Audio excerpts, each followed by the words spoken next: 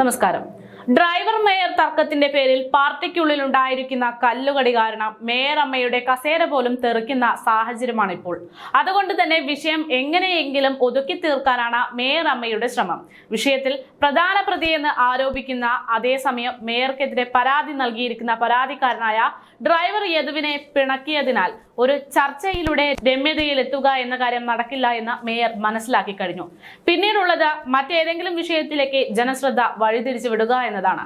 അതിനുവേണ്ടി മേയറമ്മ ഇപ്പോൾ സോഷ്യൽ മീഡിയയിൽ പതിവിൽ വിപരീതമായി ആക്റ്റീവായി തുടങ്ങിയിട്ടുണ്ട്. അതിന്റെ ഭാഗമായി മാതൃസ്നേഹം തുളുമ്പുന്ന ഒരു പോസ്റ്റ് കൂടെ മേയറമ്മ പങ്കുവച്ചിരിക്കുന്നു. മാതൃസ്നേഹം വാരി വിതറി ഡ്രൈവറോട് മെക്കിട്ട് കറിയ സംഭവത്തിന്റെ വാർത്താ പ്രാധാന്യം ഇല്ലാതാക്കാനുള്ള പൊറാട്ട് നാടകമാണോ ഈ പോസ്റ്റ് എന്നാണ് ചില കമന്റോളികൾ ചോദിക്കുന്നത്.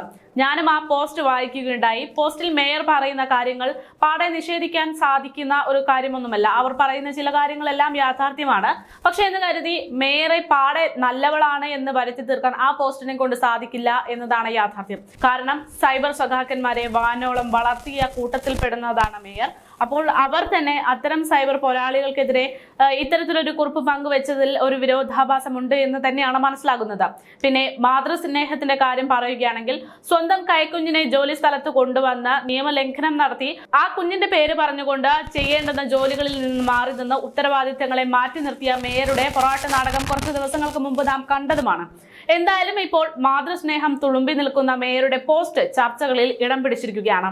ഒരു കുഞ്ഞ് 4ാം നിലയിൽ നിന്ന് വഴുതി വീണതിന്റെ രക്ഷാപ്രവർത്തന വീഡിയോയ്ക്കിടയിലെ സൈബർ ആക്രമണത്തെ തുടർന്ന് ആ കുഞ്ഞിന്റെ അമ്മ ആത്മഹത്യ ചെയ്ത സംഭവത്തിലാണ് തിരുവനന്തപുരം മേയർ ആയിട്ടുള്ള ആര്യ രാജേന്ദ്രൻ ഫേസ്ബുക്കിൽ ഒരു പ്രതികരണ കുറിപ്പ് പങ്കുവച്ചിരിക്കുന്നത്. അമ്മ എന്ന നിലയ്ക്ക് രമ്യ അനുഭവിച്ച മാനസിക സംഘർഷത്തിന്റെ ആഴം വളരെ വലുതാണ്. രമ്യയുടെ കുടുംബത്തിന്റെ ദുഃഖത്തിൽ പങ്കുചേരുന്നു. ഇത്തരം വൃത്തികെട്ട മനുഷ്യർ കൂടെയുള്ള സമൂഹത്തിലാണ് നമ്മൾ ജീവിക്കുന്നത് എന്ന ബോധ്യത്തോടെ അതിനെയെല്ലാം അവഗണിച്ചും നേരിട്ടും കൂടുതൽ കരുത്തോടെ മുന്നോട്ട് പോകാൻ തയ്യാറാകണം എന്നതായിരുന്നു മേയറുടെ കുറിപ്പ്. മേയറുടെ ഫേസ്ബുക്ക് കുറിപ്പിന്റെ പൂർണ്ണ രൂപം ഇങ്ങനെയാണ്. അതായത് വേദനാജനകമായിട്ടുള്ള വാർത്തയാണിത്. അമ്മ എന്ന നിലയ്ക്ക് രമ്യ അനുഭവിച്ച മാനസിക സംഘർഷത്തിന്റെ ആഴം എത്രത്തോളം ഉണ്ട് എന്ന് എനിക്കറിയാം. രമ്യയുടെ കുടുംബത്തിന്റെ ദുഃഖത്തിൽ പങ്കുചേരുന്നു. ഏത് സംഭവം ഉണ്ടായാലും അതിന്റെ വസ്തുതകളെ കുറിച്ചോ സാഹചര്യങ്ങളെ കുറിച്ചോ യാതൊരു അന്വേഷണവും നടത്താതെയും മുൻപിൽ നോക്കാതെയും പരിണിത ഫലങ്ങളെ കുറിച്ച് ആലോചിക്കാതെയും ആരെയും എന്തും പറയാമെന്നും എങ്ങനെ വേണമെങ്കിലും പരിഹസിക്കാമെന്നും ഏതറ്റം വരെയും അവഹേളിക്കാമെന്നും അതൊക്കെ തങ്ങളുടെ ജന്മാവകാശമാണെന്നും തങ്ങളെ ആർക്കും ഒന്നും ചെയ്യാൻ കഴിയില്ല എന്നും ധരിച്ചു വെച്ചിരിക്കുന്ന ഒരു കൂട്ടം സൈബർ മനോരോഗികളുടെ കരുതലിന്റെ പരിണിത ഫലമാണ് ഈ വാർത്ത.